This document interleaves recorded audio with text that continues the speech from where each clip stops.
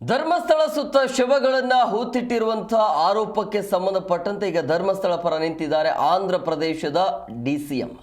ಇವತ್ತು ಧರ್ಮಸ್ಥಳಕ್ಕೆ ನಟ ಪವನ್ ಕಲ್ಯಾಣ್ ಭೇಟಿಯನ್ನು ಕೊಡ್ತಾ ಇದ್ದಾರೆ. ಸಂಜೆ 5ಕ್ಕೆ ಭೇಟಿಯನ್ನು ನೀಡ್ತಾ ಇದ್ದಾರೆ ಪವನ್ ಕಲ್ಯಾಣ್. ವಿಶೇಷವಾಗಿರುವಂತಹ ಪೂಜೆಯನ್ನು ಸಲ್ಲಿಕೆ ಮಾಡ್ತಾರೆ. ಕ್ಷೇತ್ರದಲ್ಲಿ ಪವನ್ ಕಲ್ಯಾಣ್ ಆಗಮನಕ್ಕೆ ಭಾರಿ ಭದ್ರತೆಯನ್ನು ನೀಡಲಾಗಿದೆ.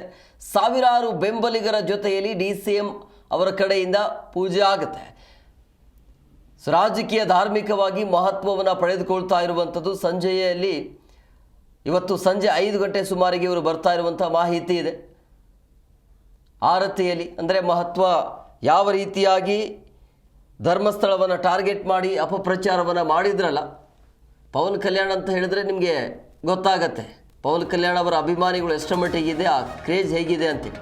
ಅವ್ರ ಎಂಟ್ರಿ ಕೊಡಲಿ ಗೊತ್ತಾಗತ್ತೆ ನಿಮಗೆ ಹೆಂಗಿರುತ್ತೆ ಅಂತ. ಇವತ್ತು 5 ಗಂಟೆಗೆ ಧರ್ಮಸ್ಥಳಕ್ಕೆ ಎಂಟ್ರಿ ಕೊಡ್ತಾ ಇದ್ದ. ಸೊ ದೊಡ್ಡ ಮಟ್ಟದಲ್ಲಿ ಭದ್ರತೆಯನ್ನು ನೀಡಲಾಗ್ತಾ ಇದೆ.